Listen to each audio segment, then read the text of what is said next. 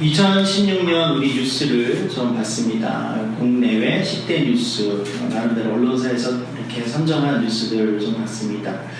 2016년은 정말 좀 특별했던 것 같아요. 매년 참 이렇게 해가 마무리될 때마다 야 정말 다사다난했다라는 이야기들을 서로 많이 하지 않습니까? 항상 다사다난합니다. 세상 사는 것이 개인사도 그렇고 또 여러 가지 세상 일들이 다사다난합니다. 참 큰 일들이 많이 일어나죠, 매년. 그런데 2015년 후반부부터 올해까지는 좀 강도가 다른 것 같아요. 그 일어나는 일들의 강도가 정말 메가톤급들이 너무나 많이 있습니다. 그래서 아주 전 지구적이고 개인의 일상과 어떤 세계의 어떤 그 질서를 뒤흔들어 놓고 한 번에 변화시킬 만한 일들이 올해도 연속적으로 터졌어요. 이런 해는 참 드물 것입니다. 유가가 대폭락했다는 것이라든지 IS의 문제, 또 인종차별주의가 굉장히 큰 문제로 대두되었고, 또 미국과 중국이 갈등하고, 또 브렉시트, 그다음에 트럼프가 대통령으로 미국 대통령으로 당선된 일, 연속되는 북한의 실험들, 그리고 촛불 집회와 박근혜 대통령 탄핵 소추, 이런 사건들이요, 사실은 이게 1년에 한 건만 터져도 굉장히 큰 일인데 연속해서 이렇게 터져나가면서 어떻게 보면 우리를 굉장히 막 정신없게 했습니다. 그런데 이런 일들이요, 서로 영향을 주고받으면서 하나의 큰 흐름으로 이어지고 있다는 것도 우리가 알아야 합니다. 우리가 이 시점에서 생각해 봐야 하는 것이 있습니다. 왜 이런 일들이 2016년에 한꺼번에 일어나고 터졌던 것일까? 우리가 그 이유를 곰곰이 생각하고 그 이유를 알아야 됩니다. 결론부터 말씀드리자면 역사의 주관자이신 하나님의 손에 의해서 이런 일들이 일어났다는 것이죠. 즉 하나님의 의도한 가운데 이런 어마어마한 메가톤급 사건들이 쉬지 않고 2016년 한 해 동안 계속해서 일어났다는 것입니다. 여러분, 하나님이 왜 이런 일을 하셨을까? 우리가 사람들이요, 어떤 극한 상황이 되면 그 사람의 됨됨이를 알 수 있다고 합니다. 그 사람이 어떤 사람인가 알기를 원하면 무엇을 하라? 여행을 같이 하면 안다. 그 여행을 같이 하면 그 사람이 됨됨이를 알 수 있다. 또 하나, 뭐 하라? 좀 재밌는 말이지만 고스톱을 같이 쳐봐라. 그러면 그 사람의 됨됨이를 알 수 있다라는 말이 있죠. 어떤 하나의 좀 이렇게 극단적인 양자택일을 해야 되는 그런 상황이 다다르면 그 사람의 됨됨이가 숨겨지지 않고 이렇게 드러납니다. 이것은 사람뿐만 아니라 조직이나 사회나 시대도 마찬가지. 지금 아까 우리가 본 이런 어마어마한 사건들, 이것은 일종의 어떠한 그 개인이나 나라나 시대를 어떤 양자택일을 해야 되는 극한 상황으로 이렇게 몰고 가는 일들이거든요. 무엇인가 엄청난 변화를 해야 될 때 이쪽으로 갈 것인가 저쪽으로 갈 것인가를 선택해야 하는 그런 일들이었습니다. 하나님께서 이런 일들을 왜 일으키시는가, 그 이유를 몇 가지로 우리가 좀 생각해 볼 수 있는데요. 그 중 하나는 참된 것과 거짓된 것을 가려내기 위함이라는 것입니다. 예수님께서 하늘나라에 대한 비유를 하실 때 이런 비유가 있습니다. 주인의 밭에 원수가 와서 가라지 씨를 뿌리는 거죠. 그래서 가라지들이 자랍니다. 그때 종들이 주인에게 와서 지금 원수가 이런 일을 해서 지금 알곡과 가라지가 함께 자라나고 있습니다. 그때 주인이 뭐라고 하죠? 다 자랄 때까지 가만 놔두어라. 지금 가라지들을 뽑다가는 알곡까지 상할까봐 두렵다. 그래서 다 자란 다음에 추수할 때가 됐을 때 가라지는 가라지대로 뽑아서 불에 던져버리고 알곡은 알곡대로 거두어서 창고에 들이면 될 것이다 라고 이야기를 합니다. 이제 바로 그 추수의 때가 되어가는 것이죠. 그래서 점점 가라지와 알곡이 두드러지게 이제 보여지기 시작하고 구별되기 시작하는 그런 때입니다. 그래서 하나님께서 지금 2016년에 이런 일들을 마구마구 일으키시는 것은 참된 것과 거짓, 알곡과 가라지를 명확하게 구분시키기 위해서 이런 일들을 마구마구 일으키시는 거죠. 여러분, 다니엘 5장을 보면 바벨론의 마지막 왕 벨사살 왕이 나옵니다. 벨사살 왕은 그냥 아버지로부터 그 엄청난 제국을 물려받은 왕이었어요. 그래서 어릴 때부터 그렇게 자라났기 때문에 통치자로서의 어떤 덕목과 자질은 부족하고 대신 누리는 것들에 익숙했습니다. 매일 잔치를 열고 매일 파티를 열었습니다. 연회를 열었습니다. 하루는 그가 온 방백들을 모아서 귀부인들을 모아서 왕궁에서 황제의 궁궐에서 그 연회를 베풀 때에 특별히 그날은 자신이 갖고 있는 것을 자랑하기 위해서 이스라엘부터 노력한 예루살렘 성전 안에 있었던 성전 기물들을 꺼내와서 거기서 술을 따르고 음식을 놓고 그것을 먹기 시작하였어요. 그때에 벽에서 손이 하나가 나옵니다. 벽에서 손이 하나 나와서 벽에다가 어떤 글씨를 쓰고 사라져요. 근데 그것이 얼마나 놀랍고 무서운 광경이었는지 성경에 보면 그 벨사살 왕의 무릎이 떨려가지고 서로 부딪혔다라는 그런 기록이 재미있게 되어 있습니다. 얼마나 놀라고 얼마나 공포스러웠겠습니까? 그리고 뭐라고 그 손이 썼는지 그것을 읽을 길이 없는 거예요. 아무도 알아볼 수 없는 글씨였기 때문에. 그때 다니엘이 그 글을 해석해 주죠. 여러분, 그게 무엇입니까? 메네메네 데게 우바르신이라는 글이었습니다. 그 글의 내용은 뭡니까? 메네는 하나님이 이미 왕의 나라의 시대를 세워서 그것이 끝났다라고 이야기하는, 데게는 왕을 저울에 달아보니 부족했다라는 거죠. 그래서 메네메네 데게 우바르신. 그리고 이후에 바벨론은 망하고요, 메데와 바사가 일어나요. 특히 다리오라는 사람이 새로운 제국을 일으키게 되죠. 하나님의 손에 그 바벨론 제국과 벨사살 왕은 저울에 달았을 때 어떻게 했다는 거예요? 모자랐다, 충분하지 않았다, 부족하였다라는 것입니다. 지금 하나님께서 2016년에 이런 일들을 일으키시는 것은 참과 거짓을 구별하시고 드러내시기 위한, 곡식과 가라지를 구별하시는 것이고, 그리고 하나님에게 합당한 무게를 지닌 것들과 합당한 무게를 지니지 않은 부족한 것들을 지금 저울로 달아보셔서 분별해 내시는 그러한 시기라는 것입니다. 늘 그런 것이 아닙니다. 그러나 몇 년 전부터 함께 기도하던 분들과 그런 마음들을 나눴습니다. 무엇인가 하나님이 새로운 일들 계속해서 시작하시는 것 같다, 그렇게 우리가 함께 나눴었는데 2015년 후반부부터 2016년까지는 우리가 생각하는 것 이상으로 엄청나게 빠른 속도로 하나님의 이런 일하시는 일들이 막 계속해서 끊임없이 일어나고 또 밀려 들어오는 것, 그것을 통해서 마구마구 지금 지축을 흔들고 계시는 거죠. 흔들어서 잘 여물은 열매들은 남아있을 것이고, 여물지 않고 부실한 열매들은 땅에 떨어져서 썩어버려요. 지금 하나님이 그런 일들을 지구 곳곳에서, 또 이 나라에서, 또 우리 개인의 삶 속에서 하고 계시는 거예요.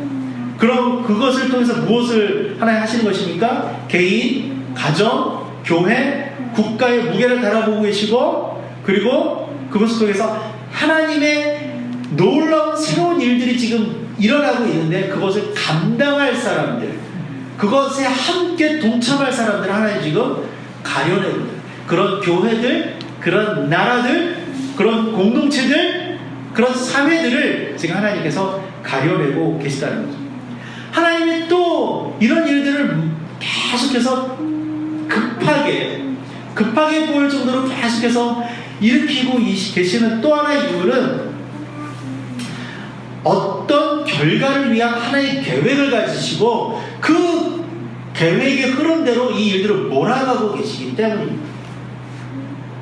우리가 지금 아까 본 그런 뉴스들, 또 제가 언급해드린 그런 사건들, 이것들이 다 지구 곳곳에서 따로따로 일어나는 일들 같고요. 또 장소가 다르고요. 또 어떤 그 경험하는 사람들이 주체와 객체가 다 다릅니다. 다 별개의 일 같아요. 경제적인 분야의 일들이 있고, 정치적인 분야의 일들이 있고, 문화적인 분야의 일들이 있고, 뭐 여러 가지 굉장히 다양합니다.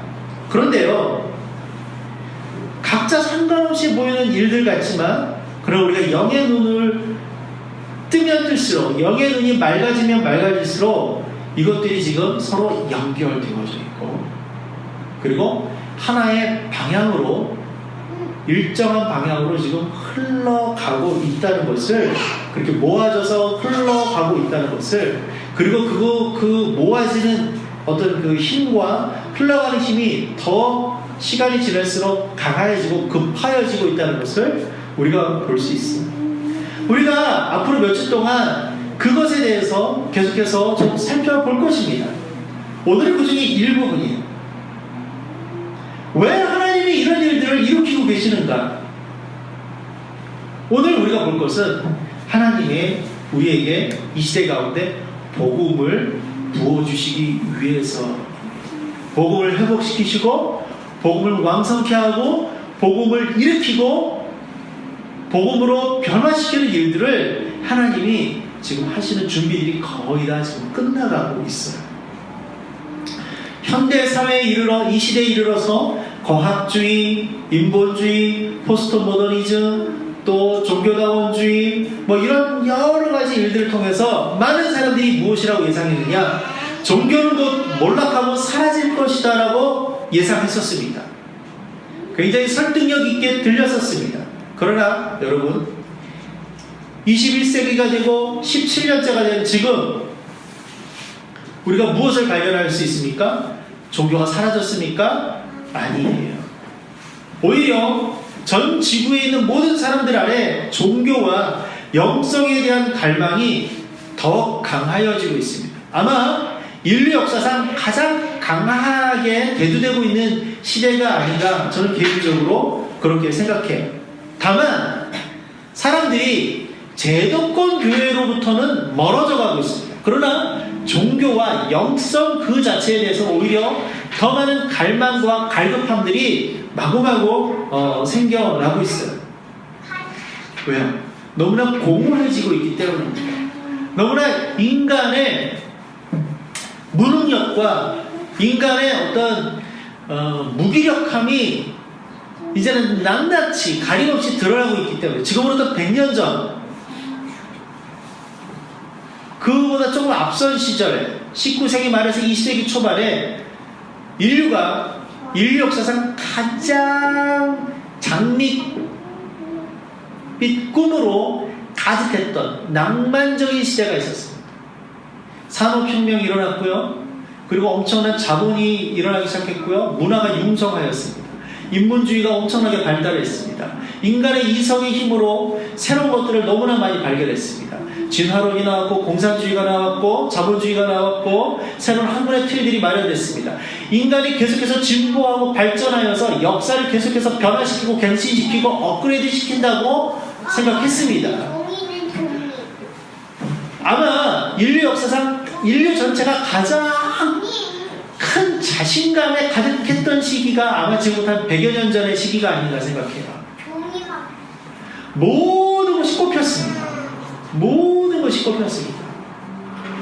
그런데 그 결과가 무엇인지 아세요? 세계 1차 대전, 2차 대전이었습니다. 40-50년 동안 인류가, 전 세계가 전쟁으로 말미암아 잿더미에 남게 되었어요. 모든 사람들이, 특별히 지성인들이 엄청나게 큰 충격을 받았습니다. 우리 인간이 어떻게 이럴 수가 있는가? 우리 인간이 어떻게 이렇게 정말 짐승보다도 못한 집들을 우리가 수십 년 동안 자행할 수 있는가? 그렇게 희망에 부풀었던 지성인들이 그들의 꿈과 그들의 사상과 그들의 기대가 무참하게 짓밟혀지고 깨어졌어요. 그 다음부터 해체주의가 나왔고요. 그 다음부터 포스트 모더니즘이 나왔어요. 이 세상을 이끌어가는 어떠한 담론도 이제는 불필요하다. 허무주의가 팽배해지죠. 무정부주의가 나오기 시작했어요. 그로부터 100년이 흘렀습니다. 그 무기력함의 연속이었어요. 과학문명은, 기술은 계속해서 발달하고, 아까도 나왔지만 이제 알파고가 인간과 바둑 대결을 해서 압도적인 승리를 거두는 놀라운 AI 시대까지 지금 도래하고 있지만, 그러나 반대로 인간은 더 깊이 절망하고 있고 더 많이 좌절하고 있습니다. 그들의 심성과 우리의 마음을 무엇으로부터 지금 체험을 받지는 못해요. 그래서 사람들이 더 종교와 영성에 더 깊은 갈구를 갖습니다. 2017년 디자인의 트렌드 몇 가지가 있습니다. 미니멀리즘, 더 작게 표현된다. 심플리즘, 더 단순하게 표현된다. 그리고 눈에 주목하는 뭐냐? 핸드크래프트, 손으로 만들어지고 어떤 이렇게 기계적인 모양이 아니라 손으로 만들어진 그런 디자인들이 훨씬 더 많이 주목을 받은 것입니다. 여러분 요즘 어떤 페이스북이나 여러 가지 디자인들을 보시면 거기 올라오는 디자인들을 보시면 굉장히 많이 빈티지하고요. 그 다음에 손글씨가 많이 들어가고 이런 것들 여러분도 발견하실 것입니다. 뭔가 사람들이 그런 감성적인 것에 대해서 충족을 더 받고 싶어 하는 거예요. 그래서 이제 햄버거도 맥도날드나 버거킹이 아니라 뭐예요? 쉑쉑버거, 수제버거. 커피도 스타벅스나 던킨 이런 데가 아니라 손으로 직접 내려서 마시는 커피. 어디 이렇게 딱딱한 공간이 아니라 뭔가 좀 사람이 손으로 꾸민 듯한 그런 공간. 이런 것들이 더 이제 각광을 받기 시작하는 거죠. 패션도 그렇고 뭐예요? 뭔가 더 감성적인 터치를 받고 싶어 하는 것이기 때문입니다. 지금 그들에게, 우리들에게 정말 이 시대에 필요한 것이 무엇이겠습니까? 복음입니다. 하나님이 그것을 준비시키고 계시는 거예요. 물론 거짓된 사상이나 거짓된 종교나 거짓된 영성도 같이 일어날 것입니다. 그러나 하나님은 원하는 것은 하나님의 사람들로 말미암아 그 복음이 이 세상 가운데 차고 넘치도록 쏟아 부어지기를, 새 포도주가 쏟아 부어지기를 하나님이 정말 원하십니다. 이미 이런 징조들은 지구 곳곳에서 나타나고 있습니다. 중앙아시아나 중동 같은 근본주의 이슬람이 그곳에서 외견상으로는 더 힘을 강력하게 얻어가고 있죠. IS나 또 근본주의 이슬람 정부들 또 정치단체들이 더 힘을 얻습니다. 그런 환경임에도 불구하고 그 안으로 깊이 들어가면 지금 교회가 부흥하고 있어요. 지하교회들이지만 수많은 크리스천들이, 거듭나는 크리스천들이 계속해서 생기고 있습니다. 이란, 시리아, 이라크, 사우디아라비아 굉장히 완고한 지역인데 이곳에서 지금 크리스천들이 강력하게 일어나고 있어요. 지하교회들이 강력하게 일어납니다. 사람이 하는 것이 아니라 지금 복음의 일들이 급속도로 지금 확산되고 있습니다. 그런 보고들을 이곳저곳에서 우리가 들을 수 있습니다. 얼마 전 발표된 우리나라 인구 통계에도 개신교 교인 수가 늘어났죠. 미국에서도 기독교인들의 수가 오히려 줄지 않고 늘어나고 있습니다. 여러분 이것은요 지금 엄청나게 변화되는 새로운 변화, 하나님께서 부어주시는 새 포도주와 새 부대의 이 시대의 전조에 불과합니다. 이것과는 비교도 안 되는, 이건 시작에 불과해요. 어마어마한 복음의 새 포도주가 지금 온 세계 가운데, 또 이 땅 가운데, 또 이 다음 세대들 가운데 엄청나게 부어질 것입니다. 복음의 새 포도주, 그 자연스러운 결과가 무엇일까요? 바로 부흥입니다. 복음은 부흥과 밀접한 관계, 뗄래야 뗄 수 없는 관계입니다. 그럼 복음의 본질이 무엇입니까? 복음은 하나님 나라의 실현이고요, 바로 하나님 사랑과 이웃 사랑하는 것, 그것이 바로 복음입니다. 복음은 오직 십자가로만 가능한 것입니다. 십자가는 무엇이 있습니까? 죽음과 부활이 있습니다. 하나님과 이웃을 위해 죽을 수 있을 때 하나님 나라가 실현되는 것이 바로 복음입니다. 하나님께서는 지금 이 세상뿐만 아니라 교회와 그리스도인들도 계속해서 흔들어 놓고 계셔요. 누가 복음의 교회인가? 누가 복음의 사람인가? 하나님 계속해서 가려내려고 하십니다. 누가 하나님 나라를 꿈꾸고 하나님 나라를 위해 헌신하여 있는가? 누가 복음의 그 본질 자체를 붙들고 있는가? 누가 하나님을 사랑하고 누가 이웃을 사랑하여서 그 하나님 나라를 위해서 내 자신 죽을 각오로 하고 있는가? 그것을 증거하고 있는가? 하나님께서 지금 이 시대를 통해서 계속 흔들으시면서 복음의 사람, 복음의 교회들을 지금 가려내고 계시는 거예요.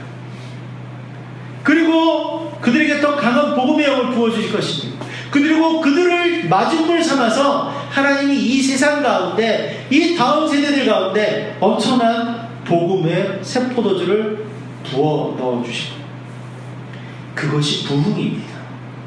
부흥은 인간이 조작하는 것이 아닙니다. 부흥은 인간이 의도해서 만들어낼 수 있고 계획하는 것이 아닙니다. 복음 앞에 두렵고 떨림으로 바로 서 있는 자들 때문에 하나님께서 복음을 모르는 수많은 사람들에게 복음을 부어주실 것입니다. 이때 수많은 사람들이 주님 앞으로 나오게 될 것입니다. 이것이 우리가 말하는 배추수의 때입니다. 들판이 휘어졌는데 수사할 일꾼이요. 복음으로 충만한 일꾼들을, 복음의 일꾼들을 하나님께서 지금 계속해서 일으키시고 계시는 것입니다. 가련해서 일으켜서 사용하십니다. 예수 그리스도께 그렇게 복음 안에서 자신의 모든 것을 드리며 헌신할 때에 수많은 사람들도 함께 헌신하면서 나올 것입니다. 이전 것들을 모두 버리고 복음으로 자신들의 삶을 채우는 일들이 지금 세계 열방 곳곳에서 일어나게 될 것입니다. 한번 그 일들이 시작이 되면 그 어느 누구도 주체할 수 없는 이 부흥은 열방 가운데 급속도로 동시다발적으로 확산되어져 나갈 것입니다. 2015년, 2016년은 그 전조와 그 준비되는 일들에 불과한 것입니다. 사회학자들, 경제학자들, 정치학자들, 미래학자들은 이것에 대해서 세상이 어떻게 바뀔 것인가 긍정적인 부정적인 전망들을 마구마구 내놓고 있습니다. 그러나 하나님은 그 모든 것을 뛰어넘으시는 분입니다. 사람이 예측하지 못합니다. 어떻게 우리가 2016년에 대한민국 안에서 이런 일들이 일어날 것이라고 생각이나 했겠습니까? 지금 청문회에 끌려가고 검찰에 끌려들어가고 특검 수사를 받는 사람들, 나에게 그런 일들이 일어날 것이라고 그들은 더 예상하지 못했겠죠. 하나님이 하시는 것입니다. 하나님이 역사의 주도권을 갖고 계십니다. 하나님이 역사를 주관하고 계십니다. 하나님이 마음 먹으시고 하나님이 움직이시는 역사를 그렇게 움직이는 것이에요. 지금 바로 이때가 그런 때인 것입니다. 급하고 강한 바람처럼 하나님의 일들이 마구마구 일어나고 하나님이 엄청난 새 포도주를 부으실 준비들을 이미 시작하셨고 더 많이 부어주실 것입니다. 그것은 사람의 의도나 사람의 노력으로는 절대로 불가능한 일, 사람이 계획하고 주도하는 일, 하나님께서 주도하실 것입니다. 부흥은 절대로 우연히 일어나지 않습니다. 부흥은 절대로 아무에게나 일어나지 않습니다. 부흥은 절대로 아무 곳에서나 일어나지 않습니다. 부흥은 하나님의 주권 안에서 일어나고 하나님에 의해 준비된 자들에게서만 일어나고 부흥의 우물이 있었던 곳에서만 일어납니다. 2000년 기독교 역사 중 부흥의 역사들이 있었습니다. 그 부흥의 사건들 중에 가장 강력했던 부흥으로 누구나 1904년에 웨일즈에 있었던 웨일즈 대부흥을 꼽습니다. 그런데 2년 뒤에 LA 아수자 거리에서 부흥이 있었습니다. 그리고 다시 1년 뒤에 평양에서 대부흥이 있었습니다.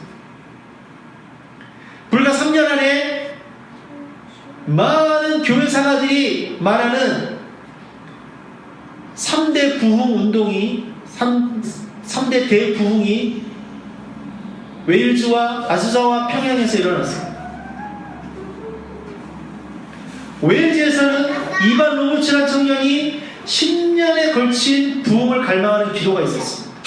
평양에서는 선교사님들과 길선주 장로님을 비롯한 수많은 사람들의 진실한 회개와 각성을 통해서 그 부흥이 일어났습니다. 아주자 거리에서는 세이무어라는 그때는 사람으로 취급도 받지 못했던 흑인 청년 신학생의 뜨거운 기도로 그 부흥이 일어났습니다. 이 공통점이 무엇일까요? 하나님께서 이반 로버츠, 그 다음에 선교사들과 길선주 장로, 세이무어와 같은 사람들의 기도와 고백을 통해서 부흥을 부어주셨다는 겁니다. 이 사람들은 복음의 사람들이었어요. 이 사람들은 부흥의 사람들이었어요. 준비된 사람들이었어요. 하나님은 그런 사람들을 통해서 일을 일으키십니다. 그 시기에 인도, 북부, 그리고 호주, 만주, 지구 곳곳에서 그보다 규모는 작지만 동시다발적으로 그런 부흥들이 일어났었어요. 제가 5년 전에 인도네시아 수마트라 섬에서부터도 또 비행기로 더 들어가야 될 니아스라는 섬이 있습니다. 그곳에 방문했던 적이 있는데 그곳에 크리스천들에게 들었던, 인도네시아는 회교 국가잖아요. 그런데 니아스 섬에는 크리스천 인구가 40%예요. 그 사람들에게 들었더니 100년 전에 그곳에 부흥이 있었어요. 기록에도 있더라고요.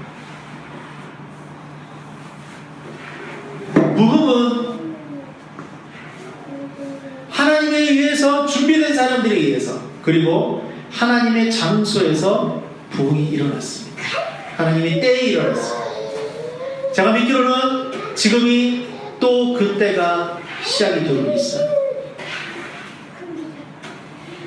웨일즈, 아주자, 평양을 비롯한 부흥의 도시와 지역들에는 여전히 부흥의 셈이 있습니다. 부흥의 우물이 있습니다. 여러분, 하나님께서 허락하신 부흥의 우물은요, 아무리 그것을 덮으려고 해도 덮이지가 않습니다. 아무리 그것을 가리려고 해도 가려지지가 않습니다. 언젠가는 그 부흥의 샘과 우물은 다시 터져나가게 되어 있습니다. 여러분, 이상을 기억하십시오. 아버지 아브라함이 팠던 샘 부엘세바에서 그가 우물을 팠을 때 방해를 받아서 다른 곳으로 옮겼습니다. 또 옮겼습니다. 네 번째 가서야 그가 우물을 팠을 때 아무도 방해하지 않았어요. 그가 그 우물의 이름을 무엇이라고 했습니까? 르호봇. 지경이 넓어졌다. 하나님이 이삭에게 복을 주셔서 그의 소득이 100배가 되었다고 했어요. 하나님이 원하시고 하나님이 예정하신 사람들, 하나님이 지명하신 사람들, 하나님의 사람들, 하나님의 때에는 부흥의 셈이, 예비된 부흥의 셈은 꼭 부흥의 물은 터지고 만다는 것입니다. 여러분, 그래서 믿음으로 받으시기를 주님의 이름으로 축복합니다. 부흥의 셈은 터져요. 아무리 원수가 그것을 막아놓는다 할지라도 다시 터질 것입니다. 여전히 어떤 곳에서는 부흥의 셈이 계속 솟아나고 있습니다.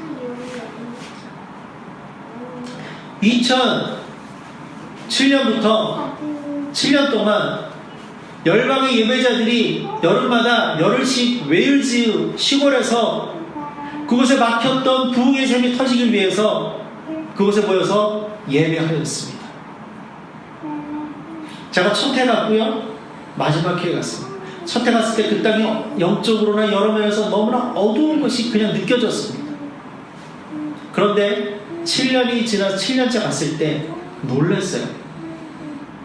너무나 영적인 공기가 바뀌어있고 밝아졌고 사람들의 표정이 바뀌어있고 경제가 살아나고 있고 교회들이 일어나고 있고 복음이 증거되어지고 있고 젊은이들이 예수께로 돌아오고 있고 교회들이 부흥하고 있는 그런 소식들 제가 너무나 많이 보고 경험하고 접하고 왔어요.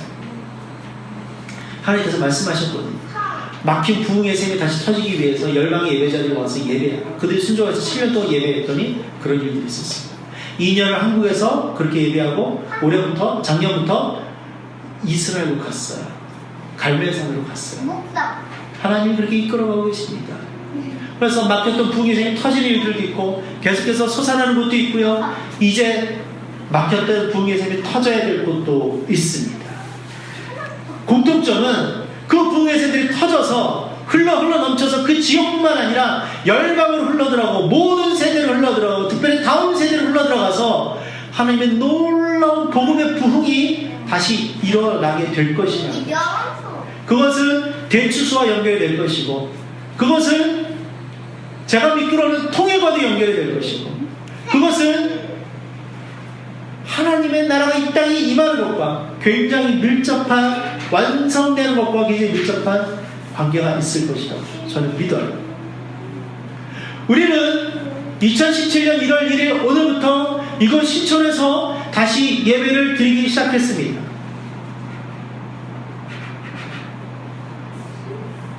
제가 이곳 이제 신촌으로 다시 나와야 되겠다라고 마음에 결정하면서 마음에 어려움이 없었겠습니까? 기도하였죠. 하나님 이것이 무엇입니까? 이건 내 인간적인 결정입니까? 무엇입니까? 저는 하나님 확신해 주시지 않으면 움직일 수 없습니다. 하나님께서 아까 말씀드린 르호봇의 이야기를 주셨어요. 샘을 다시 파는 것이다. 또 하나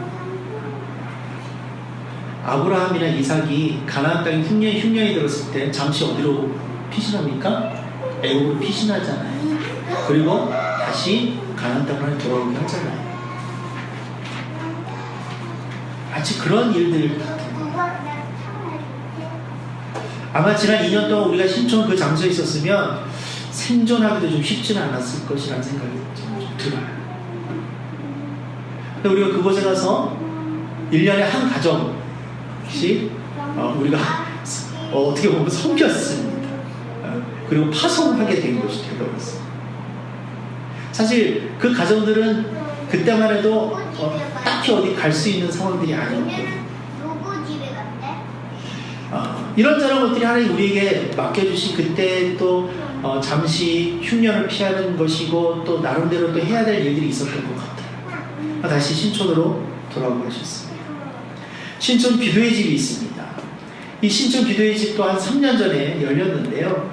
이 신촌 기도의 집은 어느 한 그냥 무명의 여자 집사님이 하나님의 음성을 듣고 그 기도의 집을 시작하셨어요. 이분은 중보기도에 대해서 배운 분도 아니고 땅밟기가 무엇인지도 모르고 뭐 영적 전쟁이 무엇인지도 모르세요. 그런 상태에서 하나님 어느 날 감동을 주신 거예요. 신촌에 하루 24시간 1년 360을 기도하는 곳이 있으면 좋겠다. 네가 그것을 했으면 좋겠다. 그래서 이분이 그해 연초에 3일 동안 금식을 하면서 신촌에서 머물면서 한 교회 구석 기도방에 들어가서 자기 교회도 아닌데 이분이 신촌 사람이 아니에요. 그래서 기도하셨어요. 하나님의 마음의 확신을 받고 그리고 하나님께서 움직이게 하시는 곳으로 움직이면서 장소도 얻고 또 하나님 말씀하신 정확한 금액으로 그 장소를 얻고 그 장소에서 하나님 말씀하신 대로 그렇게 기도의 집을 시작하셨어요. 그분은 웬만하면 기도의 집에서 나오지 않습니다. 근데 그 시작할 때 어떻게 우연히 저와 교제를 하게 됐어요. 그래서 제가 신촌에 대한 말씀, 신촌에 제가 좀 조금 일찍 있었기 때문에 그것들 함께 나누고 같이 기도했어요. 그분이 저를 위해서 많이 기도해 주세요. 한동안 연락을 못 하다가 제가 이제 신촌으로 다시 오게 됐잖아요. 그래서 이제 그분하고 이제 카톡을 주고받게 됐어요. 근데 그분이 어떤 말씀을 하시냐면, 목사님 정말 놀랍습니다. 그러니까 2016년이 시작할 때죠. 하나님이 올해 시작할 때 무엇을 기도하게 하셨냐면, 내가 신촌에 신촌에 위해서 부르심을 받은 사람들을 다시 불러 모을 것이다. 너는 그것을 위해서 기도하라. 라고 하나님 그렇게 하셨다는 거예요. 그래서 본인은 그냥 묵묵하게 누구한테 연락하거나 그러지도 않고 그냥 그것을 위해서 기도했대요. 그리고 호흡의 목사님이 여기에서 10월에 이 장소를 오픈했어요. 그리고 저희 공동체도 이곳에서 예배를 드리게 됐습니다. 그리고 제가 이번 주 금요일에 가는 동행교회, 지금 서초동에 있죠. 근데 그 건물이, 건물주와 그 건물 안에 있는 그분들이 통째로 이사를 하게 됐어요. 그래서 지금 이분이, 뭐 제가 얘기한 것도 아니고 홍 목사님 얘기한 것도 아니고 우리 세상이 친하거든요. 지금 신천으로 와야 되겠다는 마음을 강하게 품고 지금 기도를 준비하고 계시는 거예요.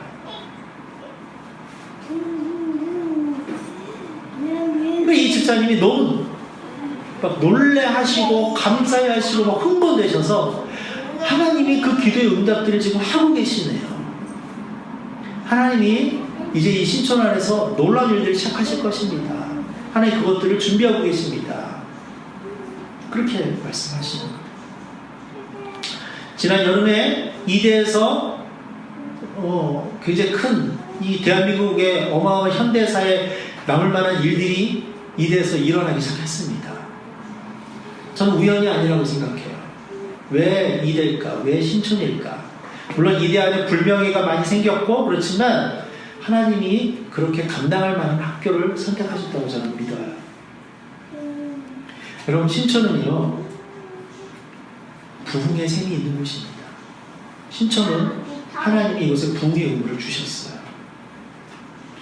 이 지역은요, 한국 기독교 역사가 시작되는 그 무렵부터 선교사님들이 집단적으로 머물렀던 곳입니다.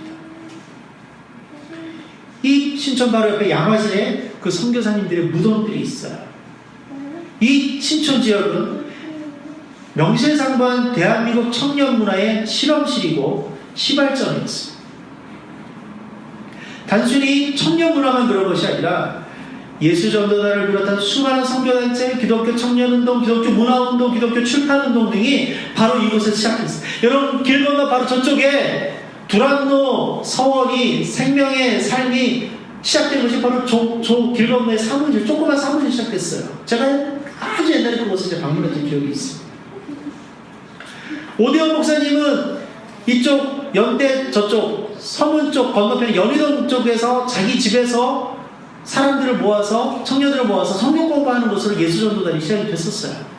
이런 일들이 신촌 안에 수십 년 동안 굉장히 많은 역사들이 있습니다. 그리고 이 신촌의 교회들, 청년부와 교회들 안에 그런 부흥의 역사들이 있고요. 지금도 하나의 그 일들을 행하고 계셔요.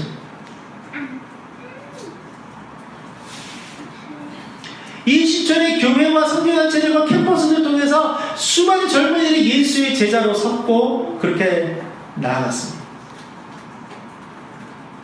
그리고 이것의 캠퍼스 대부분 미션스쿨로 시작된 곳들이에요. 그루터기들이 여전히 남아있고 밑둥들이 여전히 남아있습니다. 우리가 지난 12월에 함께 나눴듯이 그곳에 죽음과 같은 보이던 그런 생장점에서 한 가지가 솟아나서 그리스도가 오시는 것처럼 이곳도 지금 겉으로 보기에는 여러 면에서 죽어있는 것 같지만 하나님이 남겨두신 그루터기이고요, 부흥의 셈이 있습니다. 이제 그곳에서 새로운 일들이 시작되고 있습니다. 이미 많은 예배자들과 중보자들이 하나님 계속해서 소리도 없이 끊임없이 이곳에서 계속 기도하게 하시고 중보하게 하시고 예배하게 하셨어요. 신부연도 바로 그 중에 하나입니다. 드러나지는 않죠. 그러나 그런 일들이 이미 너무나 많이 있어 왔어요. 하나님이 그 생장점을 죽이지 않으셨어요. 그 물길에, 그 물의 근원을 끊지 않으셨어요.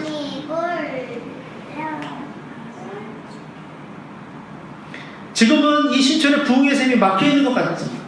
하지만 그렇지 않습니다. 만약에 이곳에서 다시 부흥이 일어나면 그 부흥의 물줄기가 터져날 때 신촌 지역뿐만 아니라 서울과 대한민국과 특별히 다음 세대에게 충만하게 흘러 들어가는 그러한 셈의 근원이 될 것입니다. 저는 그것이 막 환상으로 보여요. 그림으로 보여요.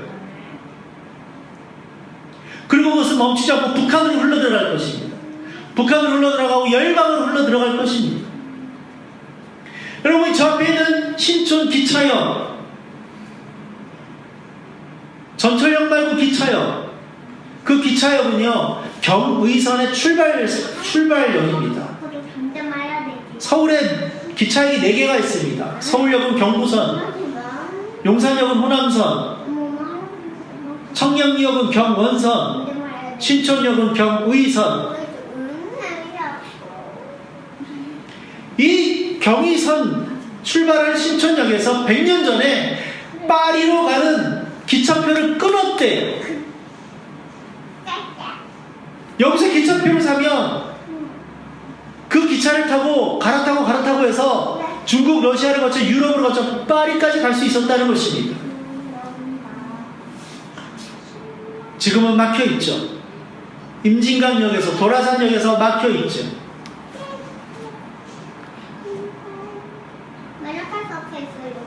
하나님이 그 기찻길을 그냥 놓으셨을까요? 우리가 생각하는 기찻길은 부산까지 가는 400km가 전부라고 생각하지만, 그러나 신촌에서 부흥이 터지고 그것을 통해서 북한이 열리고 열방으로 부흥의 샘들이 흘러 들어갈 때 우리가 생각하는 기찻길의 개념은 수천 킬로, 수만 킬로로 바뀌게 될 것입니다. 하나님이 하실 것입니다. 여러분, 이곳에서 우리를 다시 불러주셨어요. 우리가 행신동에 있었던 인연이 결코 헛되지 않다고 믿습니다. 아브라함이 흉년을 피해서 애굽으로 갔던 그런 시절과 비슷합니다. 다시 이곳으로 불러주셨어요. 아브라함은 가나안으로 왔을 때 다시 그 일들을 하자. 이곳에서 젊은이들과 다음 세대를 만나게 하실 것입니다. 아멘. 그들에게 복음을 전하고 복음으로 살아가는 것이 무엇인지를 말하고 함께 그렇게 살아가는 일들이 일어날 것입니다. 그리고 통일을 준비하고 맞이하게 될 것입니다. 우리 교회는 통일 시대를 위하여 다음 세대를 세우는 교회로 우리 역할을 다하는 것, 이 신촌에서 그것이 우리 교회의 사명이 될 것입니다. 이 교회, 이 장소 우리가 9월 말까지 쓰기로 약속이 되어 있습니다. 그 다음은 또 어디로 옮겨야 됩니다. 하나님 예비하신 곳이 있겠죠. 그러나 제가 바라고 기도하는 것은, 하나님께 간구하는 것은, 그리고 우리가 함께 기도하기 원하는 것은, 그때는 우리가 더 함께 꿈을 꾸고 꿈을 품고 함께 세워져가는 사람들, 함께 움직여 나가는 것. 신촌 어딘가로 가겠지요. 그것을 우리가 기도하고 꿈꿨으면 좋겠어요. 여러분, 메뚜기도 한철이다. 아시죠? 때가 있습니다. 할 수 있을 때가 있어요. 전도서에 보면 다 때와 기한이 있다고 했습니다. 그렇죠? 일할 때가 있고 쉴 때가 있고 살 때가 있고 죽을 때가 있고 깨어있을 때가 있고 잠잘 때가 있고. 여러분, 우리가 하나님께 쓰임받을 수 있을 때, 우리가 감당할 수 있을 때 해야 합니다. 열심히 해야 합니다. 개인의 삶이 있습니다. 개인의 삶이 어디로 초점이 맞춰져야 됩니다. 하나님 나라에 초점이 맞춰지고 복음에 초점이 맞춰지고 그 부르심에 초점이 맞춰져야 하는 것입니다. 그렇게 움직여 나갈 때 개인의 삶도 복을 누리고 쓰임받을 수 있게 되는 것입니다. 우리 할 수 있을 때 열심히 합시다. 하나님, 작년에 됐군요. 2016년에 특별히 우리 공동체로 하여금 힘쓰게 하셨던 것은 말씀의 기초, 말씀 위에 기초를 놓는 것이었습니다. 그래서 우리가 매일 성경 한 구절을 읽고 또 매주 모여서 같이 균합적 성경 공부도 했습니다. 시작이죠. 이것도 아직 멀었습니다. 그러나 시작하게 하셨고요. 조금씩 자리를 잡아가고 있습니다. 아직 더 많이 해야 됩니다. 그럼에도 불구하고 특별히 기도하는 가운데 하나님께서 올해 우리 공동체가 저희에게, 그리고 우리 공동체가 무엇에 더 힘을 써야 될 것인가, 말씀의 기초를 위해서 무엇에 더 힘을 써야 될 것인가, 두 가지를 말씀하셨어요. 더 많이 기도해라. 더 깊게 예배해라. 우리 공동체가 더 많이 기도하고 더 깊게 예배하는 공동체가 되기를 함께 소망합니다. 우리 이곳에 계신 모든 한 분 한 분이 더 많이 기도하고 더 깊이 예배하는 사람들이 되시기를 주님의 이름으로 축복합니다. 이곳에 함께할, 앞으로 함께할 어린아이들부터 모든 사람들이 더 많이 기도하고 더 깊이 예배하고 더 말씀 위에 기초를 놓는, 든든하게 서 있는 그러한 사람들이 되기를 그렇게 소망합니다. 말씀도 외웁시다. 성경 공부도 더 열심히 합시다. 더 함께 공유하고 이런 공동체를 세워나갈 사람들 만나게 해달라고 더 기도합시다. 나를 위해서 기도하는 것이 아니라 먼저 그의 나라와 그의 의를 위해서 우리가 더 많이 기도합시다. 더 뜨겁게, 더 힘을 내서 기도합시다. 그리고 영과 진리로 하나님께 더 깊이 예배합시다. 복음이 필요한 이들에게 복음을 전합시다. 구체적으로 올 봄에 상반기 안에 2가지 열매들이 우리 공동체 안에 있기를 원합니다. 무엇인가? 우리가 여기서 빌드업을 하나님이 이끌어 가신 가운데 잘 하고요. 그리고 새 학기가 시작될 무렵부터 성경 공부반이 1-2개가 더 열렸으면 좋겠어요. 사람들을 만나고 또 초청하고 해서 그렇게 성경 공부반이 열렸으면 좋겠어요. 우리 행신동 공간이 이제 이렇게 정리가 되면 이 건물이나 여기가 A동, B동인데 가능하면 이 안에 조그만 사무공간과 또 성경 공부할 수 있는 공간을 오픈했으면 좋겠거든요. 여기가 아니면 요 근처에 어디라도 여기면 너무 좋을 것 같아요. 여러분 기도해 주세요. 우리 같이 모여서 카페나 이런 데 좀 전전하지 말고 좀 더 안정적인 공간에서 말씀 깊이 나누고 또 기도할 수 있는 공간이 필요합니다. 주일날 예배는 여기서 드리고 이것만 해도 얼마나 훌륭합니까? 여기 더 많이 사람을 찾을 수 있어요.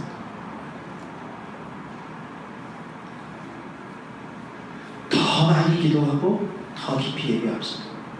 신청과 다음 세대를 위해서, 통일을 위해서 중보합시다. 감사합시다. 하나님께서 우리를 다시 이곳에 불러주셨어요. 그리고 복음과 부흥의 새 포도주가 지금 부어지기 시작했고 더 많이 부어질 것입니다. 우리가 그것을 여인을 두고 봐야 되는 것입니다. 하나님께서 복음과 부흥의 새 포도주를 더 많이 쏟아 부어주시기를, 그러나 쏟아 부어주실 때 감당할 만한 우리가 새 부대가 되어져 가기를 기도합시다.